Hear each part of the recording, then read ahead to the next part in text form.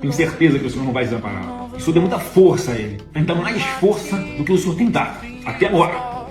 Que o senhor continue dando força para nós que estamos aqui fora. E que vamos seguir lutando para fazer a tua vontade, Senhor. Compreendendo que cada passo que acontece aqui, a cada dia que nós enfrentamos essas dificuldades, fazem parte de um plano maior. Hoje o Brasil acordou triste por mais esse capítulo tenebroso da destruição da nossa democracia, com mais um ato de covardia contra um homem inocente, honesto, que fez o melhor pelo seu país. E que eu quero explicar para o senhor Alexandre de Moraes, porque ele coloca na sua decisão que eu faço um pedido de evocar o Senhor dos Exércitos pela saúde do meu pai, pela justiça nesse país. Não tem nenhuma alusão aqui a convocar o exército ou forças militares ou forças policiais para fazer qualquer tipo de manifestação que não seja pacífica e religiosa. O que o Alexandre de Moraes fez hoje foi criminalizar o direito sagrado constitucional de reunião, o direito sagrado constitucional do livre exercício da minha crença. O que ele está dizendo, escrito aqui nessa sentença, é que eu não posso orar pelo meu pai, que eu não posso orar pelo meu país, que eu não posso pedir a um padre para rezar um Pai Nosso em cima de um carro de som, porque isso seria um subterfúgio, uma fuga do Bolsonaro. Deixa eu falar uma coisa. Se o Bolsonaro quisesse fugir, ele nem voltado para o Brasil tinha.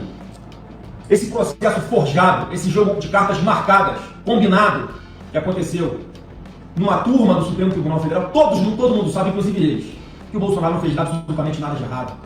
As provas dos autos falam a favor de Bolsonaro. O vídeo que ele grava após as eleições, com a célebre frase, vão sentir saudade de nós. Isso é uma frase de quem vai ficar? Ou é uma frase de quem vai se retirar naquele momento do jogo político? O vídeo que ele grava após as eleições, pedindo para que não houvesse nenhuma mobilização que causasse comoção social, que conforme a acusação da PGR, seria o motivo de ele ficar questionando as urnas, causar uma comoção social para causar uma espécie de insatisfação popular que gerasse uma revolta contra a decisão de o PSE declarar Lula presidente da República nas eleições de 22. O presidente Bolsonaro nomeando os comandantes do Exército, da Marinha e da Aeronáutica a pedido do Lula. É uma prova a favor de Bolsonaro, que ele jamais pensou em dar nenhuma espécie de golpe. A delação do Cid, onde ele fala, nesse julgamento que foi transmitido ao vivo, uma super live no Supremo Tribunal Federal, onde é perguntado ao Cid, ele responde que jamais foi tratado nada sobre golpe ou algo parecido com isso. O vídeo do Bolsonaro, dia 30 de dezembro de 2022, onde ele diz ao seu público que não tem tudo ou nada, que ia olhar para frente, deixar o jogo correr, não ia fazer como a esquerda, que promove declaração de patrimônio público, patrimônio privado. Ele falou que os nossos métodos não são iguais aos da esquerda, e mesmo com diante de tudo isso, o Brasil assistiu à condenação de um homem inocente a mais de 27 anos de prisão. Jair Bolsonaro levantou a bandeira do Brasil quando muitos já tinham desistido dela. Foi a voz de milhões de brasileiros que estavam cansados de corrupção, cansados de ver o Brasil ser saqueado, cansados de assistir ao projeto de poder da esquerda destruir o país. A prisão de Bolsonaro hoje, dia 22 de novembro, é uma tentativa de calar o homem que enfrentou o sistema. Mas eu garanto, eles jamais vão conseguir calar tudo que ele despertou. O amor pela pátria, o valor inegociável de liberdade, seguem cada vez mais fortes em cada um de nós. Somos a voz de um Brasil que tem coragem. Somos aqueles que não se intimidam. Somos aqueles que não se vendem. Somos aqueles que não se dobram. E podem ter certeza, somos muitos. Somos todos Bolsonaro.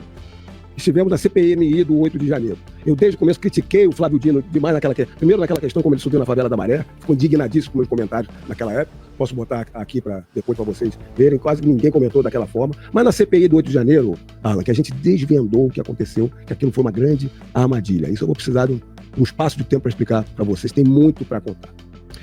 Dentro de uma CPMI, o relator ou a relatora que tem a maioria das proposições aprovadas. Após eu, sendo de oposição, fui o segundo depois da relatora a ter mais proposições aprovadas. E quais foram essas? Porque eu entendo a dinâmica de segurança, eu entendo a dinâmica da administração pública, eu entendo toda a dinâmica do que aconteceu ali e desvendar o que aconteceu. Então todos os requerimentos, primeiro, para saber o que é, porque eu sei como é a segurança do Lula, como presidente da República, e como o GSI faz com antecipação para uma viagem do presidente. Então eu fiz todos os requerimentos devidos, certos, aos locais certos, com as perguntas certas, para demonstrar que o Lula fez aquilo avisado às pressas que teriam uma armadilha ali. seja, Aí ele foi para Araraquara. Foi proposital. Fui eu que requeri a questão do plano escudo. Quem é que sabia sobre o plano de escudo? De quanto a guarda do Planalto estava ali, o acesso e o contato ao comando militar do Planalto, todas as câmeras que foram pedidas para o ministro da Justiça, fui eu que fui o primeiro a pedir. A Força Nacional debaixo do ministro da Justiça, fui eu que fui pedir quantos pelotões ele tinha ali, que o Flávio Dino tinha 6 ou 8 pelotões ali guarnecidos dentro do MJ, no estacionamento. E ele não tomou nenhuma atitude, pelo contrário, tudo demonstra, pelas pessoas que ele colocou ali, eu explico tudo mais à parte. Então, na CPMI, nós desvendamos toda essa farsa e essa trama. Está no nosso relatório, que fui eu que produzi para os demais que nos auxiliaram ali. A partir dali, acabou a CPMI, em novembro, nós demonstrando as ilegalidades. O presidente Bolsonaro me indica para ser candidato a prefeito do Rio de Janeiro em dezembro. Em janeiro, a Polícia Federal estava na minha casa.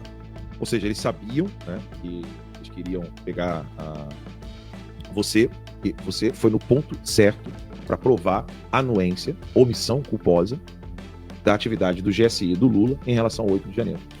Ou seja, você desmontou todo o esquema de segurança canalha, provando que se eles não sabiam, eles tinham meios de saber, e a viagem foi programada de um jeito malicioso. Diversos componentes, pessoas infiltradas ali, a vinculação do MJ, como a Polícia Federal se comportou no dia e depois com as prisões, os modelos que vinham do STF para interrogar todas aquelas pessoas, as pessoas que estavam presas, quem entrou para quebrar, toda a trama foi feita em organizações como o Capitólio, mais do que o Capitólio. Eles tiveram um exemplo do Capitólio e fizeram para quê? Porque não bastasse o que aconteceu nas eleições para tirar um condenado em 3 instâncias da prisão e colocar na presidência, eles precisavam do Lula para manter o sistema. Não, eles queriam, começou o governo Lula, mas eles precisavam exterminar a direita.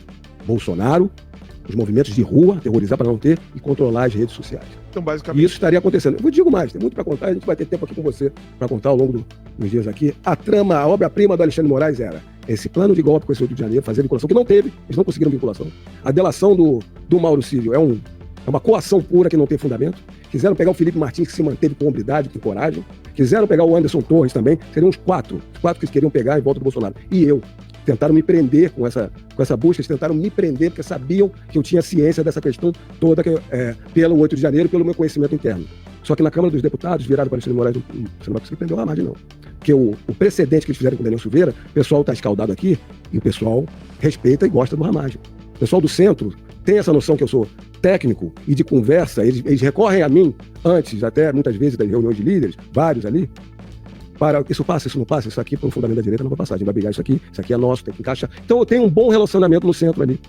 Naquela chicana dita parlamentar para aprovação das leis, o ótimo é inimigo do bom, a gente sabe. Sim. Então informaram para ele, você não vai conseguir, ele vai soltar ele logo em seguida. Eu seria mais um preso ali, mas eles me tiraram, eu estava na comissão de inteligência, me tiraram de lá por ordem do Alexandre de Moraes. A partir daí, meu mandato inteiro eu fiquei me defendendo de invenções na mídia desses processos. Como eles não acharam nada na BIM, isso tem muito para explicar, os arautos, os porta-vozes desses ministros são Guilherme Amado e a Daniela Lima. Olha o naipe dos porta-vozes desses caras, jogando as questões todas. Como eu não tinha nada da BIM, não conseguiram, inventaram assassinato de reputação. Hoje, no Brasil, eu sou o cara que investigou a República, mas só na nomenclatura, não tem nenhuma interceptação no monitoramento, não tem prova nenhuma, mas jogaram meu nome dessa forma. E aí eles tiveram que me colocar no golpe.